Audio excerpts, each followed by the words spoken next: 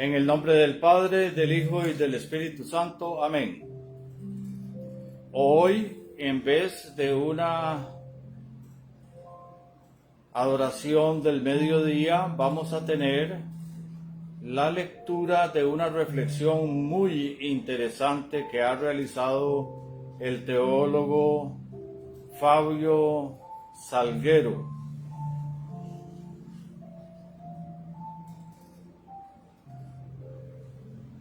Fabio Salguero Faguaya es de origen salvadoreño. Es una persona muy brillante y que ha hecho una muy buena reflexión y que ha puesto a disposición de la misión de la Natividad para educación de todos. En la foto lo que vemos es una foto en blanco y negro, San José con el niño y la Virgen descansando, durmiendo. Eso es lo que se ve. Y ese va a ser el tema. Es un tema teológico, sí, de cierto nivel. Así como hemos hecho oraciones bastante simples, en esta oportunidad vamos a subir un poquito el nivel.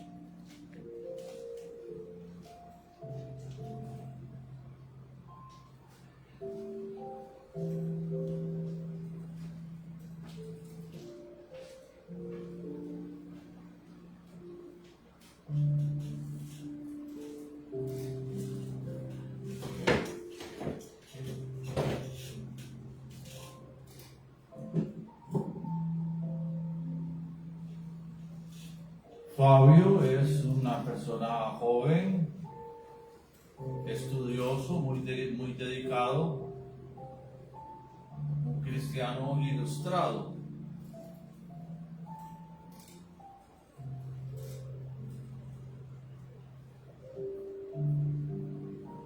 Vamos a poner las luces de manera que se puedan ver todas. Eso espero, por lo menos. Ahí se ven.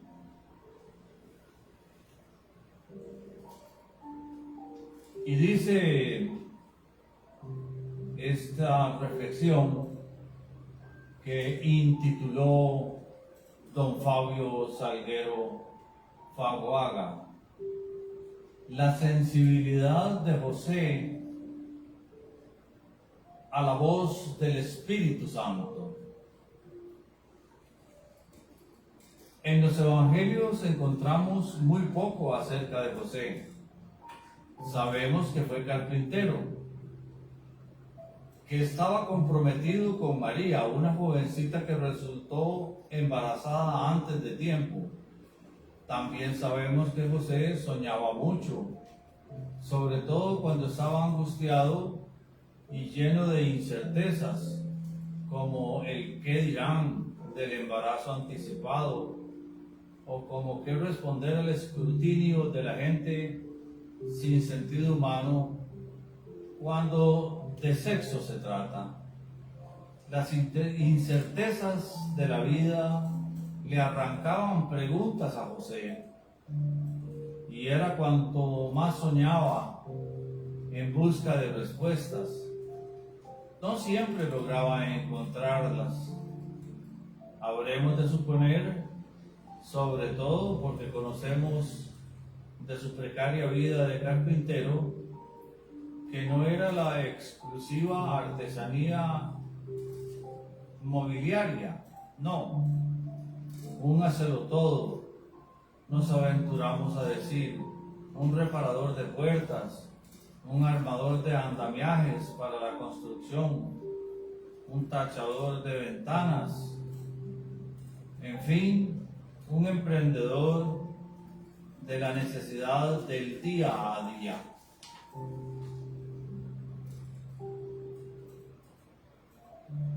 Sabemos también que José tenía una manera particular de ser piadoso, es decir, bondadoso, alguien que piensa en el bienestar de otra persona antes que en el suyo. Por ejemplo, en una ocasión se nos cuenta, a José se le ocurrió divorciarse de María.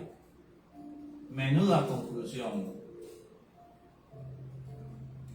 ¿Fue esta la mejor decisión que se le vino a la mente para no exponerla a la deshonra? Si Abraham sido indulgente o condescendiente con José al decirlo así, no lo sabemos, pero intuimos un guiño del narrador al contarnos su relato, no a nosotras ni nosotros, por supuesto, sino a José, que habrá disimulado algún suspiro al asentir con su confidente el narrador. Lo cierto es que, según los testigos, no conciliaba el sueño al verse desbordado con estas preguntas. Pasó noches enteras elaborando alternativas con lo del embarazo. De hecho, José nunca fue muy popular hasta que se le vino el mundo encima con su nueva realidad. Por aquellos días, José y María hablaban poco. Él salía temprano a buscar reparar alguna que otra cosa, alguna cerca, algún establo, hacer algunos pesebres. Volvía tarde, eso sí, apenas para recostarse y comer lo poco que guardaban en la alacena reparada que alguien le dio para completar el pago por el trabajo que un día hizo. María apenas se animaba a preguntar sobre su día, prefería recibirle y esperar el destino. Una noche, José logró conciliar el sueño, o fuera el sueño el que logró vencerlo a él. Poco sabemos de los detalles. Algunos cuentan más y otras cuentan menos. Pero los detalles explicativos son para los que ya han decidido no creérselo del todo. Lo que sí sabemos, según la primera etapa de entrevistas que se realizaron, es que José resolvió encontrar en sus sueños una forma de hacer mejor justicia a este embarazo inesperado. En lugar de divorciarse de María, decidió quedarse a hacer familia. Su embarazo, pensó, era el suyo también. Pero para ser fieles al testimonio, su conclusión llegó luego de que el mensaje le llegara más allá de la cabeza y el orgullo, y más o menos más cerca del corazón. José, le dijo el que llevaba el mensaje, no temas recibir a María por esposa, porque ella ha concebido por obra del Espíritu Santo. Dará a luz un hijo y le pondrás por nombre Jesús, porque él salvará a su pueblo de sus pecados. Al día siguiente, apenas de salir a buscar el pan de cada día, se lo contó todo a María, quien sonrió y alcanzó a abrazarle, conmovida al saberse recibida. No siempre ha sido así, habremos de saber. Muchas jovencitas han sido expulsadas de sus hogares al confesar su gravidez a sus padres. Muchas jovencitas han sido abandonadas a su suerte por quienes han participado en su embarazo. Pero dejemos las posibilidades para otro momento. Las otras alternativas no vienen al caso. Ya sabemos que a José le llegó el mensaje y no hizo oídos sordos. Prefirió ser honesto consigo mismo sabiendo que el divorcio no era para beneficiar a María. Los meses pasaron y ya era noticia para el vecindario que José y María estaban a unas semanas del alumbramiento. Pero azares del destino, que se empeña en complicar las cosas, por esos azares, Augusto César, emperador de turno, pide hacer un censo en todo el imperio. Los ejércitos y su estilo de vida exigen más impuestos. Poco importa saber cuánta gente hay bajo su dominio, con que esté dominada basta. José, ni bien supo, no se iba a arriesgar a no huir. Había mucho que preparar. Si debía recorrer a pie una distancia de aproximadamente 111 kilómetros. He cometido un error. José no intentó huir, él debía ir al censo, sí. Pero el embarazo de María estaba avanzado.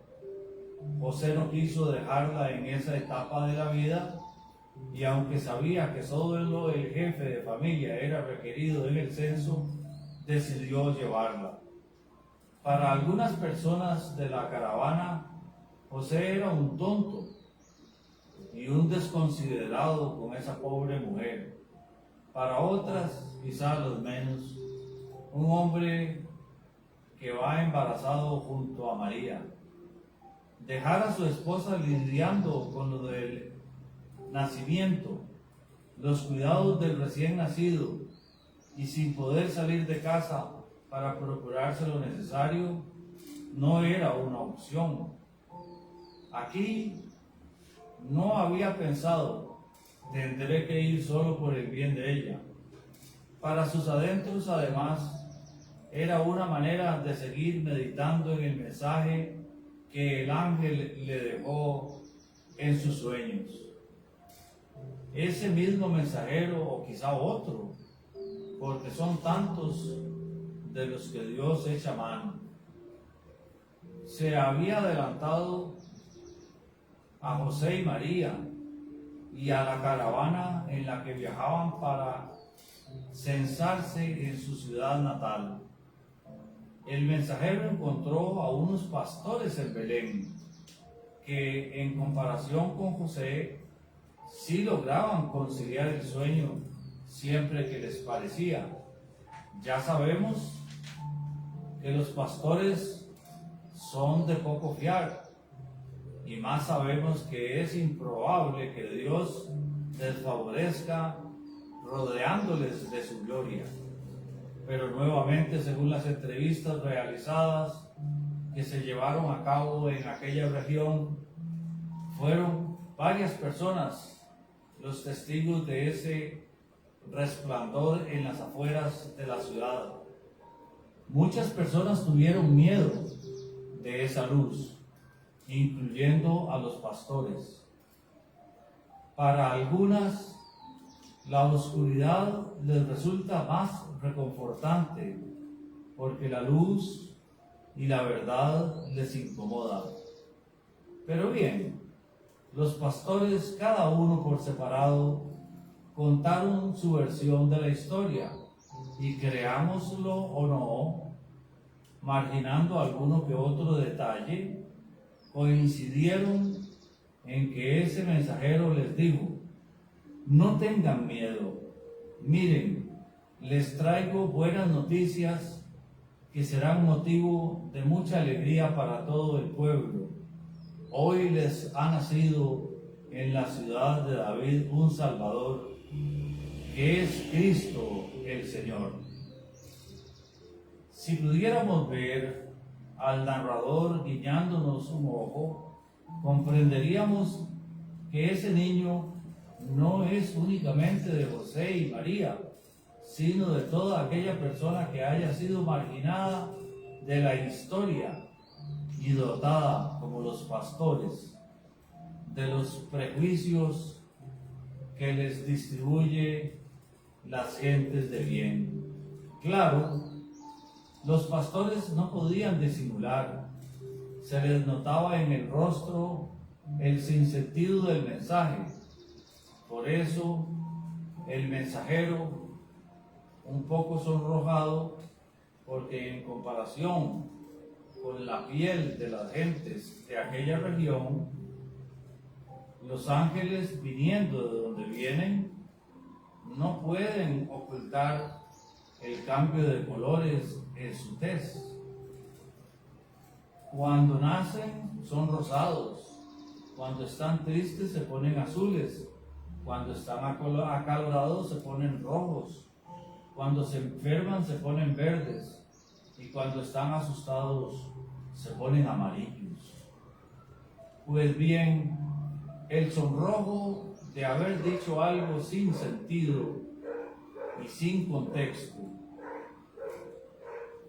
Este mensajero les dijo que podían ir a corroborarlo, que sabrían que era cierto lo que les decía cuando encontraran al niño envuelto en pañales y acostado en un pesebre.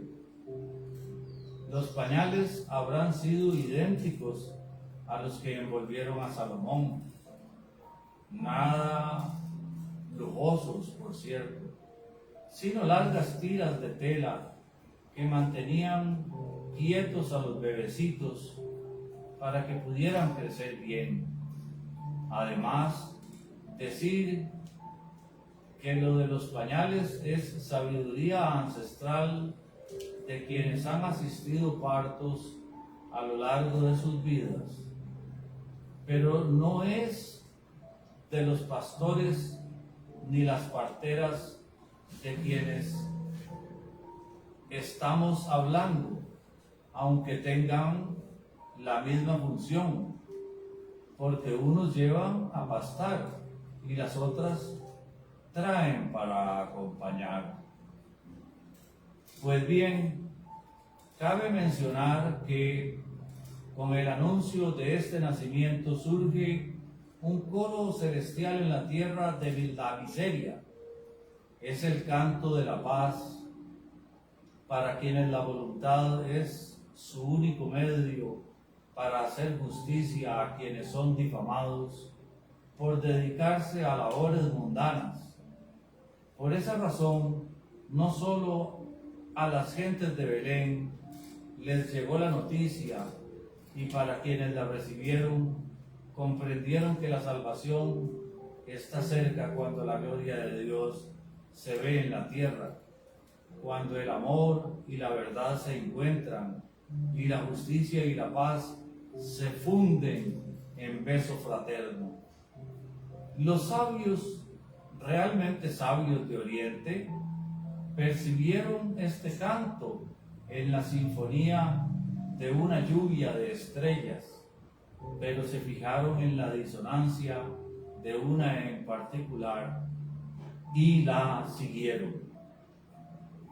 Extranjeros y locales, o menos extranjeros si se quiere, ambos sabios y sensibles se juntaron en un pequeño establo en las afueras de la abarrotada ciudad de Belén, donde vieron a la feliz y agotada familia.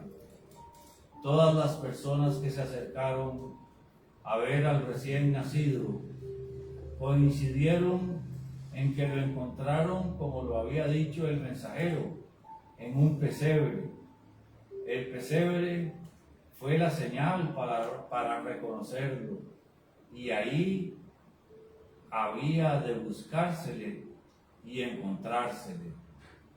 Ambos, María y José, estaban boquiabiertos de lo que se decía de su bebé. Los pastores y los sabios de Oriente no paraban de contar su versión de los hechos, y un anciano llamado Simeón decía que podía morir en paz por haber visto al fin a su Salvador. Pero nuevamente, por azares de la vida, A los pobres siempre se les quiere arrebatar lo bueno, apenas se lo han recibido. Con la bendición de Simeón vino también el anuncio de la desgracia. Con esas palabras José quedó atormentado. Un par de noches en vela y en el menor descuido, cuando el sueño vence, el mensajero le advierte que su hijo corre peligro. Ni bien se compuso de esos terrores nocturnos, tomó José a Jesús en sus brazos para contemplarlo y asegurarse de que estaba bien. Despertó a María y con su hijo en brazos salieron hacia Egipto, que fue donde apuntó el instinto. Quien nunca ha huido de la muerte, poco sabrá interpretar de ese instinto, que ese instinto ha sido anunciado por Dios en sueños. José y su sensibilidad a la voz del Espíritu de Dios busca proteger a su familia a toda costa. Su huida, la búsqueda de refugio, la asimilación de una nueva cultura, la incerteza del día a día, valen la pena para salvaguardar el don de Dios. Después de un tiempo, José había hecho amigos en una comunidad migrante donde le ofrecieron trabajar en andamios. A los egipcios les gustaba construir y José encontró un nicho donde ganarse la vida. Un migrante con años en ese país tradujo sin tapujos los rumores sobre la situación política en su tierra. Herodes, el tirano y asesino, el que construyó el templo que simbolizaba la unidad judía, ha muerto. A sus dudas, José decide reposarlas y consultarlas con la almohada, donde siempre obtiene certezas. Resuelve regresar con su familia a la tierra que le vio nacer, pero sea el instinto o la voz de Dios en sueños, José y familia se desvían. En lugar de regresar a Judea, se dirigen a Galilea, al caserío de Nazaret, donde puedan mimetizarse como todo migrante. Lo poco que se rescata de seguir de la pista a esta familia es que José acompañó a Jesús en todo lo que le fue posible. Decía para sí mismo que Dios le había confiado a Jesús y tanto lo interiorizó que no hubiese tenido problema en presentarse como tales delegados.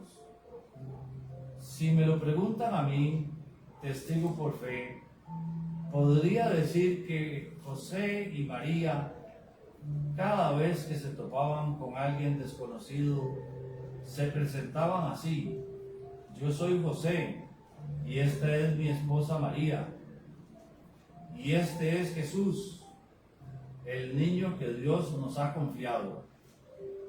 Pero la gente que poco sabía de lo que guardaban y meditaban en su corazón, se empeñaban en decir que Jesús era el hijo del carpintero, quien bajo su tutela crecía y se fortalecía, progresaba en sabiduría y la gracia de Dios lo acompañaba. A José le quedó claro cuando el mismo Jesús lo expresó estando en el templo en las fiestas de Pascua. Según cuenta la misma María, Jesús se les perdió mientras ofrecían sus ofrendas y oraciones. Para ser sincera, se habrían concentrado más en cumplir lo que mandaba la ley de Moisés. No se dieron cuenta hasta que la caravana en la que regresaban a Nazaret se detuvo a comer. Preguntaron aquí y allá, incluso lo buscaron entre sus parientes, que también hacían el viaje. Todo un día preguntando por su hijo perdido. Alguien le insinuó a José que regresaran a Jerusalén y lo buscaran ahí. No fue hasta 3 días después que lo encontraron en el templo, sentado en un semicírculo que había formado con unos maestros de la ley, a quienes escuchaba y les hacía las más creativas preguntas. Pero más que preguntas fueron respuestas que daba las que causaron su admiración por parte de aquellos letrados. María se consternó, mientras que José se quedó perplejo. Sabía que Jesús había estado teniendo una actitud distante con él. Ya no lo ayudaba tanto en la carpintería y prefería ir al catecismo en la sinagoga antes que acompañarlo a hacer algún trabajo en el pueblo. Jesús casi no pasaba en casa. Quería explorar sus propios criterios y comprender el torbellino de sus emociones. No en pocas emociones Jesús salía al campo y se quedaba absorto al ver alguna higuera, la cosecha del trigo o la espera de campesinos en la plaza del caserío mientras alguien llegaba a contratarlo. José pensaba que debía ser la edad. Siendo un preadolescente aventajado y distraído, salía con alguna indiferencia cuando le llamaba la atención sobre sus responsabilidades.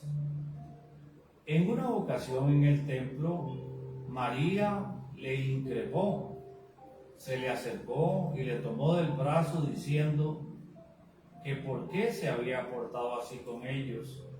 En sus propias palabras, María le dijo: mira que tu padre y yo te hemos estado buscando angustiados. José sintió que Jesús lo miraba de reojo, como disimuladamente.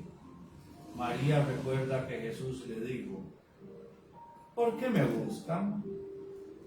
¿No sabían que tengo que estar en la casa de mi padre? José sintió un vacío en la boca del estómago. María trató de consolarlo, mientras Jesús caminaba unos pasos delante de ellos, regresando a Nazaret, donde resolvió honrarlos y vivir sujeto a ellos. Desde ahí ya no solo seguía contando con el favor de Dios, sino el de la gente que veía en él a un hijo ejemplar. José ya no tenía que rebuscarse para motivar a su hijo a acompañarlo. Para María y para quienes participaron en las entrevistas, estos fueron los mejores últimos tiempos de su querido José. No sabemos más sobre José.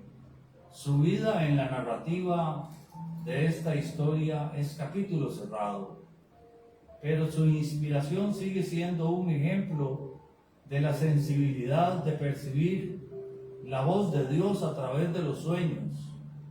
José nunca lo dijo, pero con seguridad habrá pronunciado las palabras de disposición en las noches de insomnio: habla, Señor, que tu siervo escucha. José supo esperar la guía de la Espíritu. Señalo aquí que se dice la Espíritu, porque Ruaj es femenino en el lenguaje que ellos hablaban. Esto es algo que yo he introducido, no está dentro del texto de nuestro intelectual Fabio Salguero.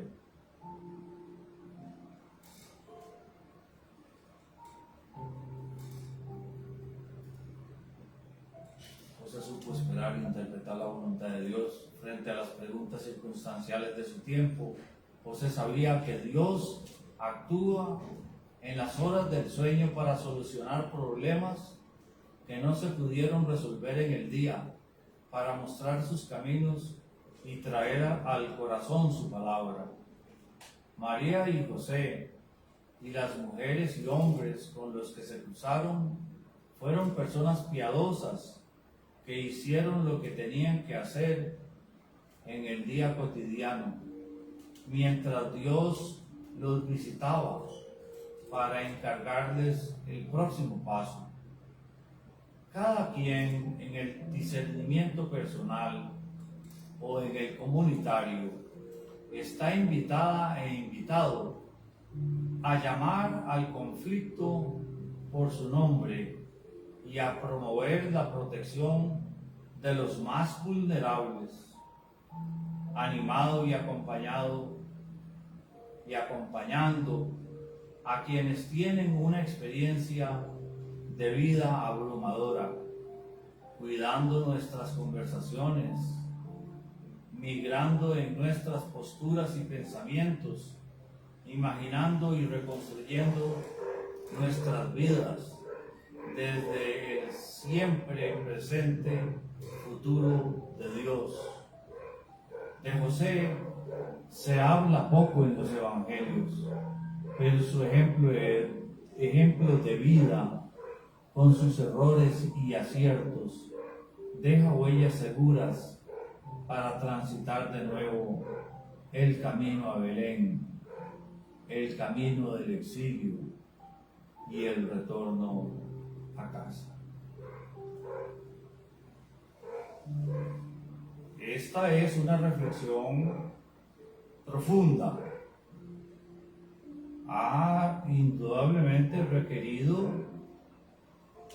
mucha meditación para poner en blanco y negro todo ese cúmulo de pensamientos.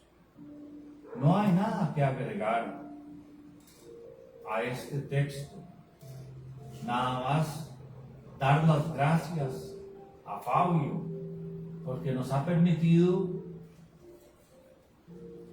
realizar una escuela, nos ha permitido realizar una enseñanza profunda de pensamiento teológico de alto vuelo. Lo único que quiero para ir finalizando es recordarles que nosotros aquí formamos parte de la Comunión Anglicana Libre e Internacional, la Iglesia Episcopal Libre de Costa Rica, que esta es la misión de la Natividad y que está a cargo del presbítero Belisario Pérez, quien les habla. Y con el gran agradecimiento que me merece todo este tipo de esfuerzos y la admiración que me produce también, quiero contarles que hoy traje un arreglo para el altar especial. Ven ustedes que son flores blancas y claro, algo de verde tiene que tener, porque todos los frutos de la tierra tienen algo verde. Y para finalizar, quiero recordarles que el pesebre siempre se habla del pesebre y nadie explica qué es un pesebre. Un pesebre es una piedra grande a la que se le hace una oquedad, se le hace un hueco. Los campesinos, los ovejeros, las gentes de esa época construían estos pesebres y los cubrían con un poco de paja para acostar ahí a las criaturas que nacían más débiles, la oveja más débil, el ternerito más débil, el cabrito más débil. Entonces lo acostaban ahí y como la piedra tiene una oquedad y además está rellenita con paja, el animalito logra sobrevivir. Esa es la historia, ese es un pesebre. Pero también había seres humanos que tenían su propio pesebre, claro, ya con unas dimensiones muchísimo más grandes. De tal manera que entonces el pesebre pasó en esa época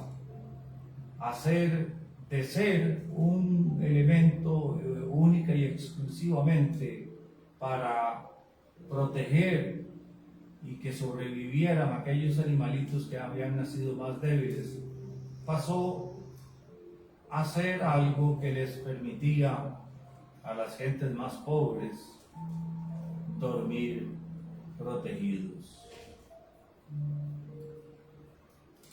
Muchas gracias, Fabio. Esta reflexión yo sé que llegará a todos los que nos están viendo. Hoy nos ven en diferido, porque hoy no hay gente aquí en la misión de la Natividad, porque no son las 12 del día. Empezamos, como era una reflexión prolongada, larga, extendida, una reflexión que llevó 8 hojas de renglón corrido, no de renglón por medio, de renglón corrido. Entonces yo pensé que de pronto iba a tardar más y ya ven, me emocioné tanto que he terminado a las 11:36. En todo caso, la lección está dada. El agradecimiento a Fabio Salguero está reiterado. Y por el momento, hasta aquí llegamos. Habrán observado ustedes que no hubo una procesión de entrada, ni habrá procesión de salida. Sí hay una música de fondo. ¿Qué es lo que se estila? No hay procesión de entrada ni procesión de salida, porque esta no es una Santa Eucaristía. Esta es una reflexión que tiene más pisos de oración y de comunicación con Dios que muchas otras que yo he oído. Yo me di el lujo de leer el trabajo del teólogo Fabio antes de presentarlo a ustedes, con la seguridad de que leyéndolo yo iba a cometer menos errores a la hora de leerlo. Esto es lo que deberían estar haciendo muchos que se llaman a sí mismos pastores, que se creen jerarcas y hasta se ponen un sombrero. Llámesele chamán, llámesele como se le llame, no llegan a la altura que ha llegado hasta este momento y que seguirá más para arriba nuestro amigo Fabio Salguero, a quien yo me honro en llamarlo amigo ahora. Oigan, se me salió. ¿Cuánto le agradecería yo a él que fuera mi amigo? En el nombre del Padre, del Hijo y del Espíritu Santo. Amén. Ahora voy a proceder a apagar la cámara con la cual hemos transmitido este hermoso mensaje.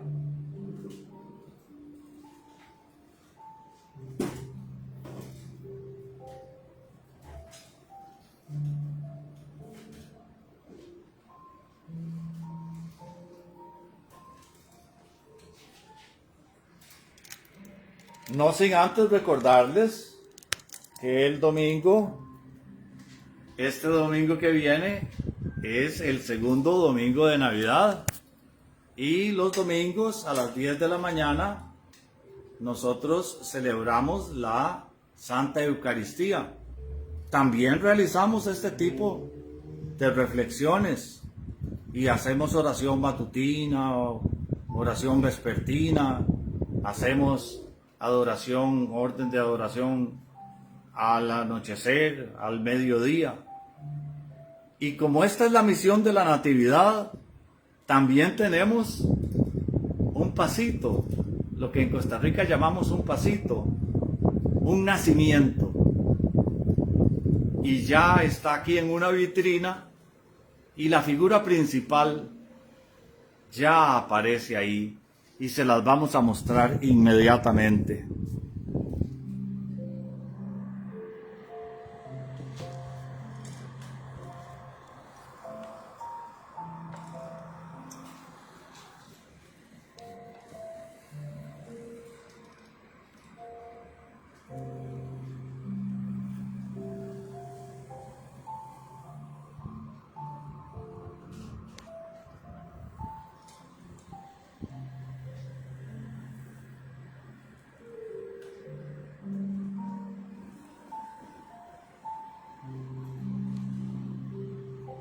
Y nos despedimos en el nombre del Padre, del Hijo y del Espíritu Santo.